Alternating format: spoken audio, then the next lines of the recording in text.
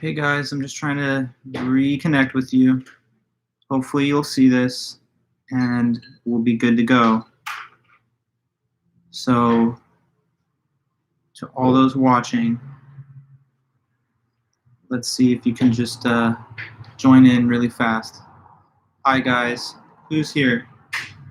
Let me see you or hear from you, since we did have a little interruption to our service. Now we're back. Hi Bill. Okay.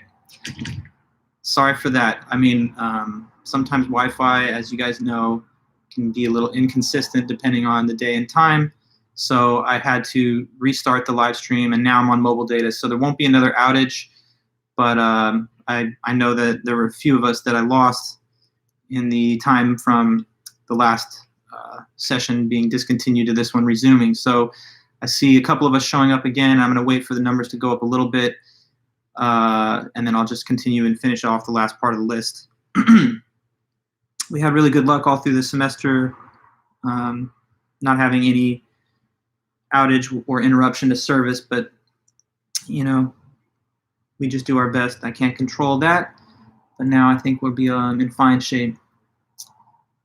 So let me see, maybe I should quickly send a Canvas message to everybody to come, telling you guys to hang in there and return. There's just a few more questions on this list, so I think it'd be great if most all who wanted to could get the information. Okay.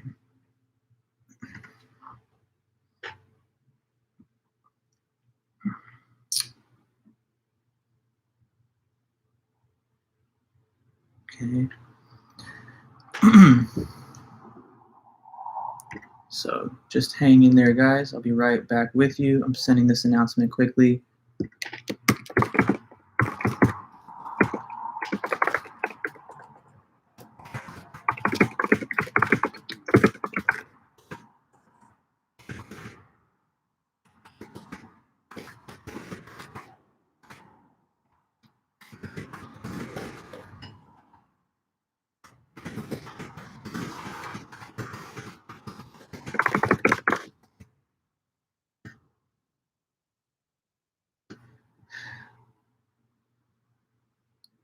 Okay, so got about 8, and I see that some of you guys are back. So I sent an announcement just now through Canvas to everybody. Therefore, we'll get as many back as we can. And since we're running into the last part of the class hour, I'm just gonna continue from here through the list, okay? I tried to stop as soon as I saw that we were having a little connection issue. But let's see if we are on the same page. Weren't we talking about the non-moral values, and we finished, that's the last note that we covered, non-moral values in the Chapter 9 Ethics study questions? Let me know if that's where we finished, and then I'll just move on from that one to the helpers high. Okay, good. Perfect. So next up is helpers high. Helpers high is one of the moral sentiments that we can sometimes experience. It's a positive, good feeling that you get from helping other people. So it's when you're helpful to people, when you benefit them in some way, and then you feel good about yourself as a result. It's kind of like a psychological reward mechanism built into us to induce us to be helpful to other people and to care about the bigger picture. So that's helpers high. Conscience. This is an innate source of knowledge about what's right and wrong. So it's like a source of knowledge that comes from inside. It's something that we can tap into. But if it's not nurtured the right way, then of course it can become weak or defective. Nonetheless, most of us have some kind of basic moral compass. That's our conscience. And we should try to follow our conscience if we can. Moral tragedy, that's when you witness something in the world that's like a moral injustice, and then you become upset about it. It doesn't mean that it happened to you. It could be that it happened to anybody, but you've become upset because of that type of fact.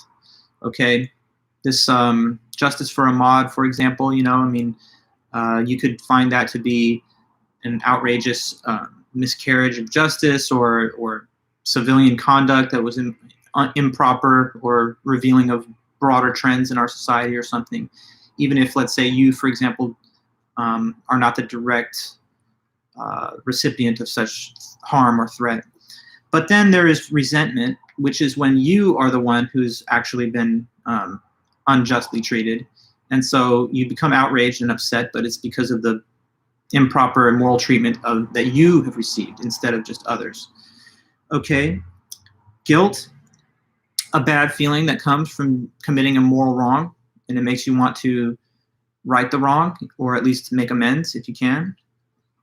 Shame, a bad feeling that comes from breaking a social norm or a social custom. Not quite the same as guilt, though, because you can, in fact, feel guilt without shame, or sorry, shame without guilt, if you think that the violation of the social norm doesn't count as something immoral. Okay. Then there were the 3 stages of moral development. Okay, so the 3 were pre-conventional, conventional, post-conventional. And the first one, pre-conventional, is when it's like the moral outlook of a child, like just thinking that morality is only about avoiding punishment. So as long as you don't get in trouble or caught or put on timeout or in some other way held accountable, then there's nothing wrong or right about it. So that's one way of looking at morality, but it's very self-centered because it doesn't care about others. It just cares about your own interest in avoiding penalty. So that's the circle of me much larger than others. The second stage is conventional. That's where you think that morality is totally just about social norms and expectations. And you just want to fit right into them, fly under the radar, so that everybody kind of thinks of you as like a good boy or a nice girl, in whatever the case may be. So in that case, you actually are fully focused on the expectations that others hold and just being normal and fitting in and keeping up with the expectations and appearances. So that's where the circle representing others is much larger than the one standing for me. And then the third stage is the post-conventional stage, where you start to think about morality in a more universal sense, and you believe that there are objective, universal moral principles that you can apply to the facts of a situation. And sometimes you'll have different moral judgments than the norms that prevail in society. Okay, so that would be post-conventional. And in that stage, me and others are now the same size in the graphs because they bear equal weight. Okay. Now, moral relativism is the viewpoint that morality is not universal, it's not objective, but that it's relative. So it depends. What's right and wrong depends on things that are not always universal. Moral universalism, next question, is the one that says, no, morality is universal and objective. And so it doesn't depend. It's always the same for everybody, everywhere, every place, all the time. And let's see, ethical subjectivism. That's the view that says that morality is just personal opinion, and that's it. Nothing more than personal opinion. So if you really thought that, then you would not be able to say that anything's really right or wrong in fact, just right or wrong to such and such people. If that's the case, then you cannot say that there's objective facts about morality, just opinions. Then, cultural relativism. It also says that morality is not universal, but what it depends on that view is not the individual's opinion, but the view of the society that the individual is a part of. So if you're a person who wants to practice, I don't know, polygamy in a country that says that's not normal, then that would be considered wrong within that culture. But in a polygamous culture, it would not be wrong. And there's no answer as to what's the right view. There's just different cultural moral standards. Okay? Now, what could be a critique of moral relativism or of ethical subjectivism? Because according to that view, there's no facts about what's right and wrong, but some things seem to be objectively right and wrong. So a problem with ethical subjectivism, for example, is that if you're talking to a serial killer on death row that feels no guilt and they just believe in what they did, then you couldn't say to them, you know, something's wrong with you as a matter of fact, because it's not okay. You could just say, well, you have a different moral perspective than most people, and to you, what you did isn't wrong, and that's all that can be said. Most of us, though, would like to say with greater strength that those thoughts and actions are actually wrong, and it doesn't matter if one person or however many people think they're okay. Same with cultural relativism. Isn't slavery wrong? Well, cultural relativism says it depends. If a country practices it, it's not, and if a country does, than it is. But obviously, a deeper sense of right and wrong might occur to you, that that's actually wrong in every case, no matter when it was done or why. Okay. Consequentialism. I don't think I got a lot of time to talk about the concept of consequentialism to you. So in my view, it's good to know. I'm just going to strike that, number 18, in the chapter 9 notes. Let's not worry too much about that. Utilitarianism, though, okay, that's something I want you to know about. So utilitarianism is the theory of ethics given by John Stuart Mill, which says that the right action is whichever creates the most overall happiness for the greatest number of people. So in that mindset, when you're doing things in life, you should try to do the things that create the most overall happiness and pleasure for the greatest number of people. Okay, next up, who are the founders of utilitarianism? There really are two, but I spent most time talking to you about John Stuart Mill, the British philosopher and economist who lived from 1806 to 1873. But there's also Jeremy Bentham, who's slightly prior to him in time, and so those would be the two main people. Immanuel Kant, this is the German philosopher of the 18th century who founded the Kantian ethical system, and he lived from 1724 to 1804. Deontology, that's another question that I think I have to strike because I don't believe I had adequate time to discuss it. It's the ethics of duty as opposed to the ethics of consequences. So those two things, consequentialism, deontology, I'm just going to take those off. So you can remove number 22 and number 18. So what's next is the categorical imperative. So that's like a very important principle in Kant's ethics. It just says, on the one hand, that you should only ever do things that everybody could do. So only do an action if it would be possible and not undesirable for all to do it, right? So like if one person cheats on their bar exam to pass the bar and become a lawyer, would that work if every single person taking the bar exam did the same? No, because then nobody would be a qualified lawyer and the system of law would collapse. So you don't want everybody to do that, even if you're the one person who is doing it. Or if you're going to take a free ride on the subway, you know that if everybody did that, there would no longer be any pay or funding for the subway, and so the system would no longer function. So you're only supposed to do things that would also be okay if everybody did them. Paying for the subway is no problem, because if everybody did that, the system works fine. Taking your law bar exam in an honest way is fine, because if everybody did that, that would not produce a problem. So you know you're doing something wrong if thinking of it universally doesn't make sense or is actually something that would not work. Okay, and just a couple more now. Liberty rights. Liberty rights are the right to be left alone to do things that you have the liberty and freedom to do. So the right to be left alone to pursue your legitimate interests.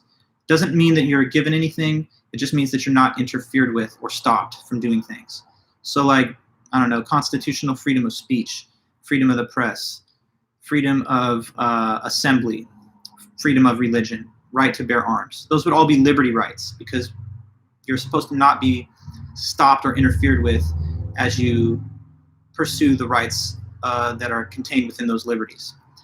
Welfare rights are rights to be given essential goods if you're not otherwise able to get them for yourself. So if there's a right for education, healthcare, food and water, shelter, then in the case where you're not able to secure those through your own means, the society would provide some type of way to supply it for you. Okay, so welfare rights require being given things that are absolutely needed for survival. We're not talking about like new shoes, if you already had 10 pairs, but rather like basic stuff, food, running water, education, healthcare. Okay, finally, legitimate interests. Those are interests that don't interfere with the interests of anybody else. But I don't know if I had enough time to talk about it to justify putting that in there either. So we can probably cross off the legitimate interest question of 26. So the last thing is virtue. What's a virtue? A virtue is a positive character trait, a desirable, admirable character trait that when people have it, we usually praise them for having it. So they're qualities like kindness, generosity, courage, and so on and so forth, patience. So some people say to have the best life morally, you should try to build up those virtues in your character and display them when you act. So that would be all the different things in our whole study guide. I think now we've covered everything, and you can always refer back to these notes, to your textbook, or to your class notes or these lectures to get your preparation in place for Thursday. I sent a message yesterday to you guys just telling you that all the previous assignments have been graded, which is true. So I'm just going through emails from students who had any questions about their overall grade or their grade on any particular assignment. I'll get all those messages responded to today and, latest early morning tomorrow. So everyone who wants to know can be aware of their grade going into the final on Thursday. So the last thing that we have, yes, take off the 3 questions that I did not cover. What I said was that it's number 26, 22, and 18. Thank you. But like I was just going to say, Thursday's the next class, and that's the final. So just as it has been with other quizzes we've recently taken and the midterm, I'm pretty much going to distribute the tests to you guys shortly before class time, so right around 11 a.m. on Thursday. And then you'll have until the conclusion of the class period to turn back in your answers to me as an email attachment. So until 12:35, you'll basically have the exam form, and you can create the answers and then just send it back to me. Make sure you properly deliver it and attach it to me, and I'll send a confirmation to each student. So if you don't receive confirmation from me that I got your exam on Thursday, then make sure to inquire with me, because we don't want you to have a missing final exam for any reason. So I guess really that's about it. Anybody have questions for me about that stuff or anything else involving the course? Just want to make sure we're all on the same page. Everything else has been graded. Now it's just the final. If you want grades for previous things, you can email me and get it, and I'll reply in time for your test. And you just have to be prepared to receive the exam by my Canvas notification on Thursday, and then return the answers back to me, and that'll be your last assigned task for this class. But I just want to make sure I'm not leaving anything out. Can you guys tell me if this is all clear and if you're ready to go? What's up? Just let me know.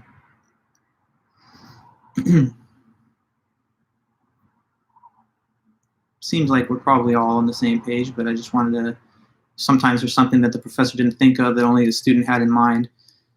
So just kind of double checking with you guys that are here. Are we in good shape then? All good? Okay. Well, then I guess I'll just say thanks to everyone in the class. I really appreciate all you guys' hard work through the semester. It's a semester that's unlike any other. I really value the experience that we had, being able to share this and help each other through it a little bit. I think maybe some of you guys, if you had read my message yesterday, you would notice that I did suffer a pretty bad loss for myself, which is my cat. A lot of people have pets, but I really have a very close relationship with her, and so it's been a very sad few days as I'm processing the loss. After 16 years, it's a really dear friend to me, this cat. So I'm glad that you guys got to at least see her a few times in the live streams too.